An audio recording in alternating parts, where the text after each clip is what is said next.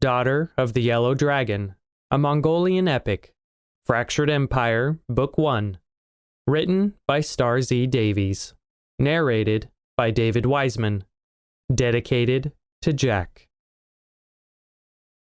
Chapter 2, Two Queens, One Omen, Mandukhai Bulag, Orkhon Valley, 1464. The inside of Yeke's Ger offered protection from the spring breeze sweeping through Mandukhai Bulag. Mandukhai followed Mandul Khan's first wife, his only other wife, in silence, casting a terrified glance at Nergui as he posted himself outside the door to wait. She dared not speak, worried that her voice would crack or give away her fear. Could she not get settled first? Must they do this immediately? As Mandul Khan's first wife, it became Yeke's responsibility to ensure servants properly prepared for the ceremony and that Mandukhai was also ready. Yeke had already dressed for the occasion before Mandukhai arrived in Mandukhai Bulag. Her blue silk deal bore the elaborate red stitchwork and silver fastenings Mandukhai would expect from the first wife of the great Khan. Even the light yellow and red jacket pulled over her deal had detailed embroidery. It was a fine outfit, right down to the jingling jewels hanging from Yeke's headdress, neck, and belt. The moment the door sealed the two women alone in the Ger, Yeke waved Mandukhai to a bench. "We have little time before sundown." Mandukhai's stomach tumbled, but she nodded, then marched to the bench and sank down. There was no point in fighting the inevitable. Yeke immediately pulled off Mandukhai's riding cap and produced a bone-white comb. The woman raked it through Mandukhai's hair, as if attempting to rip it from her scalp. Mandukhai grimaced. "We need to be sure it's secure," Yeke said, shoving another pin into Mandukhai's hair, deep enough to press into her scalp. Working up her courage, Mandukhai pinched her face and fought off the panic, tensing up her muscles. "Mandul is a good husband?" she asked, certain that she sounded far too timid. Yeke huffed. "Would you expect less from the great Khan?" Mandukhai held her breath. It was hardly an answer to her question, and she simply wanted to engage her future sister-wife in conversation. They would be spending their lives together, as much as they shared it with Mandul. Surely they could strike a friendship. "I was only making conversation," Mandukhai mumbled. "We each have a duty to the future of this nation," Yeke answered tersely, tugging at Mandukhai's hair as she fastened it on the top of her head. "Conversation is hardly required for the task." Had the air just become thicker? Perhaps Yeke resented Mandukhai's presence. It was not a fate Mandukhai had asked for, and she disliked that Yeke could blame her. She must have faced the same fate when she married Mandul. "Rise, Mandukhai," Yeke commanded, after she finished fastening Mandukhai's hair on top of her head and placing the beaded Shanavj headdress in place. The gems and bells on the headdress chimed as Mandukhai rose from the bench. The Bakhta, the tall column-like crown that marked her out as the Khan's wife, would come later, in front of everyone, as a sign that Yeke had accepted her into the Khan's family. Not that Mandukhai felt any sort of welcome from this woman.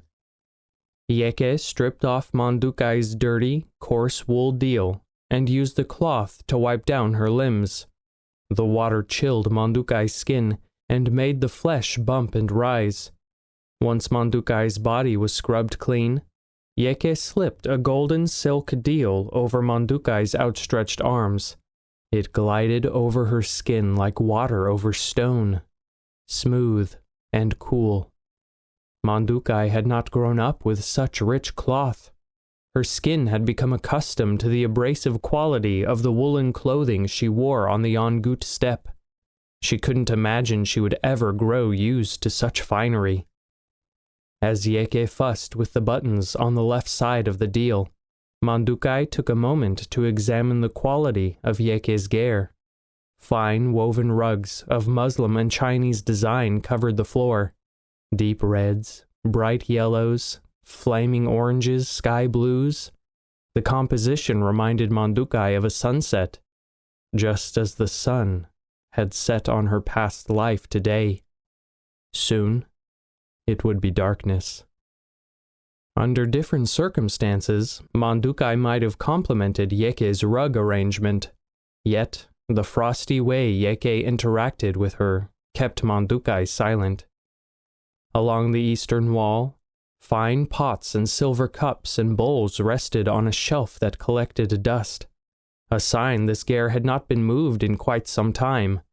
The roof pole was thicker than her thighs, and someone had carved birds and flowers into the wood, then painted them in red and blue and yellow to make it more colorful. It was a monstrous pole that would be difficult to move in a hurry. Fine cloth from all around the world covered the lattice frame of the walls, likely gifts from her father, who controlled the flow of goods through Mongolia. The cloths shimmered in the light from the stove in the center of the gear as the flames made the embroidery come to life. Yeke's clothing chest took up several feet of gear, much larger than anything Mandukhai had ever owned. The cherry-stained doors on the chest were closed with a red ribbon tied around the golden handles. Not exactly a lock, but a clear warning to keep out. Mandukhai wondered what sort of treasures the queen kept within. "It was a gift from Mandul when we married," Yeke said, catching Mandukhai staring at the chest. Her tone was not friendly. Mandukhai said nothing back. Yeke didn't seem eager to talk, and Mandukhai was not eager to say something wrong on her first day. Instead, she continued examining the gear as Yeke worked on the last ties of the deal. The bedding rested on a slab of carved stone, another piece that would not easily be moved. While Yeke had made the bed nicely, months of slumber made the center of the bedding sag into the stone frame. Yeke finished fastening the deal and adjusting the collar to cover Mandukhai modestly. She had brought little precious jewelry with her, a long pair of earrings made from pressed copper rings linked together, a thick matching necklace with a turquoise and pearl gem pendant, and an ornamented belt her mother had given her. It had been a gift from Essen when her mother had married her father, before Essen had turned to madness. Yeke approached with another belt, a gaudy golden thing, with more precious stones than Mandukhai had seen in her life. The light from the stove brought the metal and gems to life. Mandukhai held up a hand and reached for the bundle she brought to prepare for the ceremony. "I brought my own, a gift from my mother." "And I brought a new one," Yeke said tersely. "A gift from Mandul Khan. Would you refuse your great Khan's gift on this day of all days?" Mandukhai struggled to keep her disappointment from showing, shaking her head and making the gems and bells chime. "I would refuse my great Khan nothing." Yet, she longed to refuse.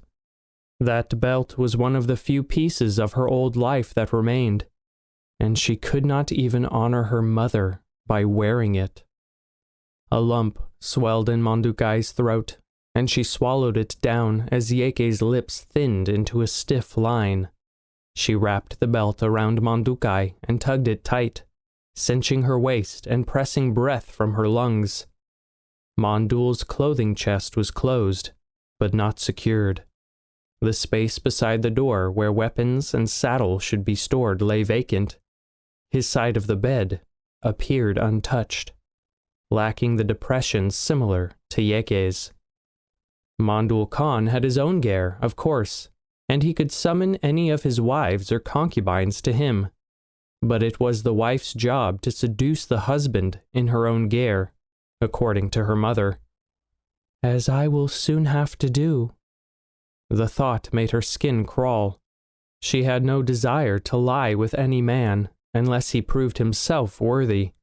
Yet, bearing Mandul's child would be her only way to secure her place with no other heirs. According to Nergui, Mandul had no children yet. She did not want to share a bed with him, but also knew she needed a child for the sake of the nation. And herself. Yeke gave the belt one last tug, glancing at the Khan's bedding, as if reading Mandukhai's mind, then turned and retrieved her own bakta from storage and secured it to her head. The narrow column matched her blue and red deal, rising 2 full hands into the air.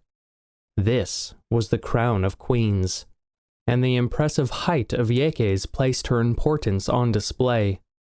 As Yeke picked up the bakta for Mandukhai's, she tried to catch a glimpse, praying it wasn't so ornamental, even if it symbolized her importance. "Come," Yeke said, striding toward the door and thrusting it open. Mandukhai scrambled to follow Yeke out the door to the path leading toward the tallest Ger. At least twice the size of all the others, the sides had been opened all around, and within the gathering space nearly 100 of the local lords and ladies had congregated to await her arrival. This is it, she thought, as she trailed beside Yeke along the path. Yeke left Mandukhai near the entrance so she could join Mandul Khan at the head of the massive gathering tent. Mandukhai could not see him through the crowd, and her stomach churned. It was far too late to run away, but the temptation tugged at her sheepskin boots all the same. The Borgian shaman stepped before her, sprinkling milk in her direction as a symbol of purity and fertility. When he finished, the shaman spun on his heels and led her along the path that parted in the crowd of onlookers. He continued sprinkling the mare's milk before her. With each step behind him, her heart hammered harder and rose into her throat until all she could do was swallow reflexively. She folded her hands together in the sleeves of her deal, as her mother instructed. They shook against each other violently, coating in sweat. I can't do this. I can't do this, she thought, with each panicked step closer to her doom. In the center of the gathering tent, 2 copper basins large enough to hold her entire body blazed with flaming life. Mandukhai followed the shaman between the 2 pots, a ritual of cleansing away her old life to start the new. Men and women nodded and murmured in approval, making Mandukhai overly aware of just how many eyes were on her now. She kept her chin high and gaze forward. At the end of the path, Yeke stood beside a much older man atop a 3-step-high dais. The shaman joined them at the top of the dais, and Mandukhai prayed her knees would not give out as she climbed as well. Mandul Khan bore no resemblance to what Mandukhai expected. Wrinkles creased his face from years in the sun, making him appear in his late 40s. A black and red velvet and silk brocaded Turtsog hat covered the bald spot atop the head, popular among men. Thick braided horns looped around his ears. The silken deal he wore was embroidered with a mesmerizing blue pattern that reminded Mandukhai of the sky. Around his waist, a rather large golden-linked belt hung around his round belly. The slope of his broad shoulders made her swallow. Mandul Khan was not an attractive man by her estimation. The pounding in her chest intensified as she swallowed yet another lump in her throat. How could she lie with such a man when he stirred nothing in her? I suppose I will find out soon enough. Suppressing a shudder, Mandukhai raised her chin proudly. There was no turning back. Unabulid waited with Togachi inside the gathering tent. Togachi had teased Mandul when they entered the gathering tent, informing him that the bride he was about to receive would not disappoint. "Well, it can't be much worse," Mondul whispered to them before climbing the dais steps to wait for Mandukhai and the shaman. Excitement rolled off Mondul in waves, drawing a rare smile from Unabulid. He had been happy for Mondul when he heard about the arrangement with the Ongut girl. Not only would the marriage help smooth ruffled feathers, but Mondul had been grossly unhappy with Yeke, and he deserved a wife that made him happy. Wanting to know more about this girl who would be joining the Great Khan's family, Unabulid had dug up all the information he could. His job was to protect Mondul and his interests. He had learned far more than he expected. Her father had been an advisor to Essen, a man Unabulid had loathed for over 10 years. This had put him off toward her until discovering her father had been instrumental to the fall of Essen, a traitor to his own liege lord for the future of the Mongol nation. In some circles, they considered her father a hero. In others, he would be a traitor. He had also heard rumors that Mandukhai was a great beauty, but such talk from men occurred frequently, and he dismissed it.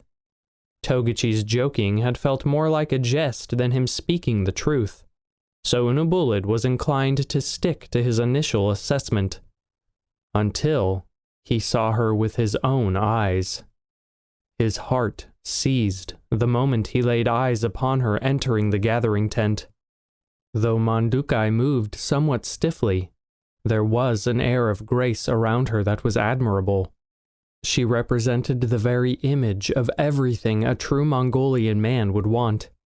Face round, pale, and full as the moon. Cheeks painted the color of a blazing sunset. Her back remained as firm as the mountains protecting their camp. And as she approached the dais where Mondul waited, her movements were as fluid as the river waters that fed their herds. Something deep within Unabulid stirred, a feeling he had not known since his own wife died. A dangerous sensation he would be forced to ignore. She belonged to Mondul. Nothing could ever happen so long as Mondul lived. Such an offense would cost Unabulid his life, and he had far more important things to concern himself with than giving in to the whims of the flesh, such as protecting Mondul and the Mongol nation. One day, Unabulid would need the favor of one of Mondul's wives if he wanted to become Great Khan after Mondul died. Yeke constantly gave him a cold shoulder and only spoke to Unabulid when she needed to. Mandukhai presented him with a chance to regain favor. Yeke placed Mandukhai's bakta on her head. Mandukhai graciously accepted. Unabulid noticed the subtle difference in the headgear of the two women. Yeke was certain to make clear she was higher ranked than this new wife by giving her a shorter and less adorned bakta. The crowd murmured in approval of the ceremony as the shaman blessed the marriage. Togachi shifted as he watched from beside Unabulid. The two were not brothers, but Unabulid felt as close as brothers could be with the young Korlad leader. The two of them had been tasked with watching over Mondul's nieces during the ceremony, and the two girls stood in front of Unabulid. Borgchin, 14 and nearly of age to marry, watched with open awe and admiration. Asige, at only 10 years old, appeared bored by all of it. "Yeke is concerned about heirs," Borgchin whispered to her little sister. "She intends to see that hers are priority." Unabulid frowned. They should keep such conversations private. There were too many ears around to hear such dangerous words. Asige sniggered behind her hand. "That would mean Uncle Mondul would have to sleep in the same ger with her." Togachi gently thumped Asige on the shoulder to silence her, and Unabulid was thankful for his swift action. She shot a defiant glare at him, but fell silent. Yeke had good reason to be concerned. Mandukhai came from Mongolian blood and bones. Yeke came from the blood of Mongol mother, but the bones of an Uyghur father. This difference was imperative. The people would favor Mandukhai's children for succession. They would be pure Mongolians. To Yeke, this posed a very serious threat. She married Mondul to produce children her father could use to replace Mondul when they matured. If Mondul understood this, it might explain why he didn't enjoy sleeping with Yeke.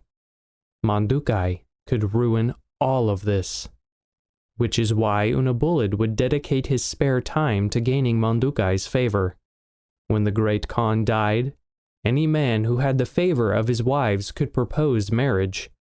The marriage would put that man in a position to become the next great Khan, as long as no one from Genghis Khan's direct descendants remained.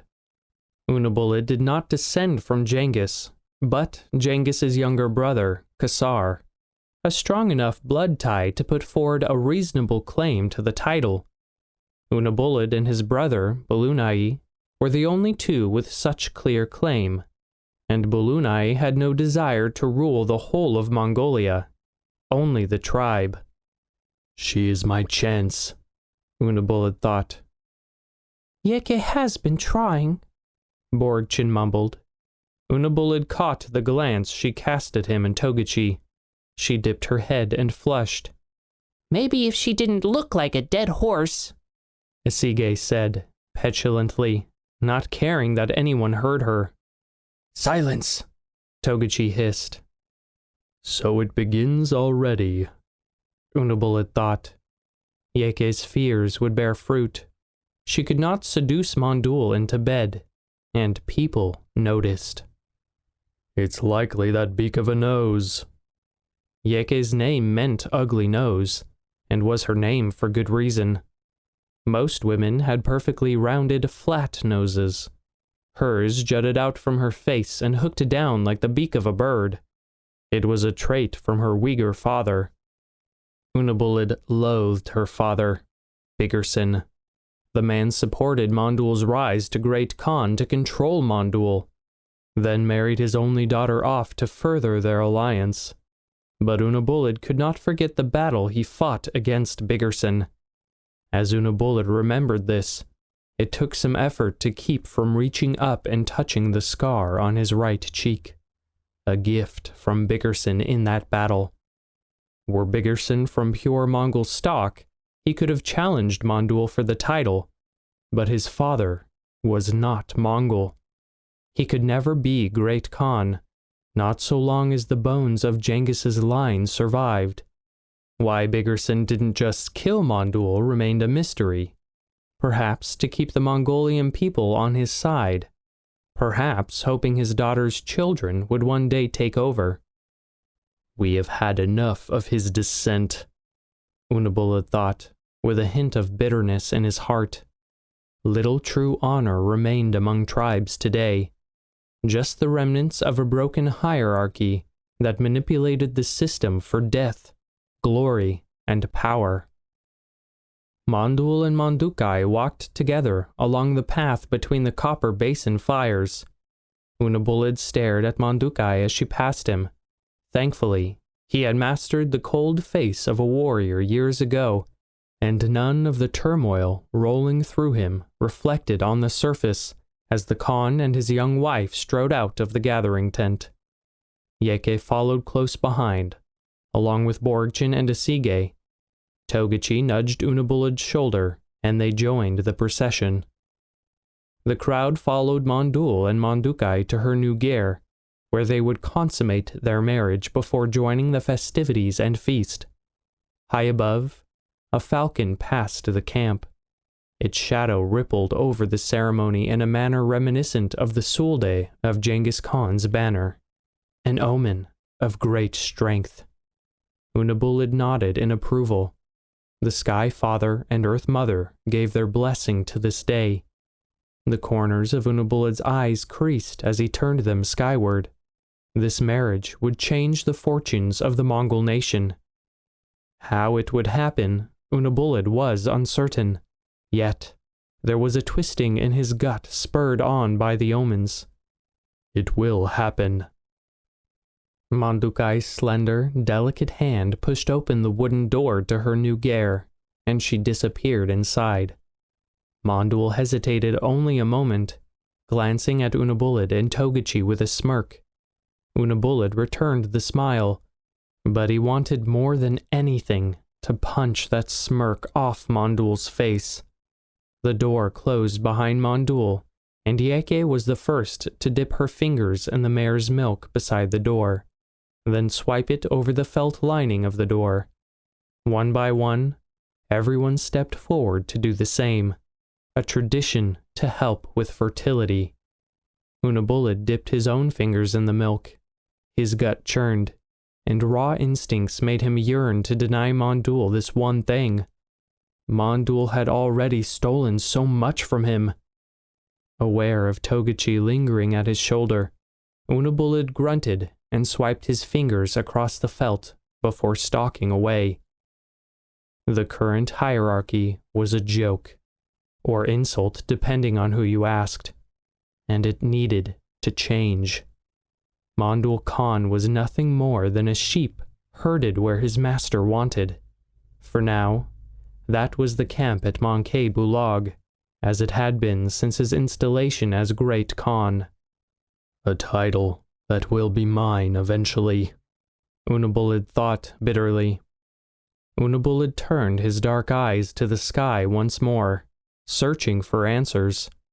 There were no more omens, no hints of to what lay ahead. Yet, he knew that everything would change.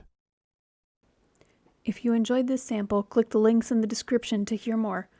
Do you want free audiobooks, ebooks, or autographed paperbacks? Join me on Patreon at patreon.com/szdavies_character assassin.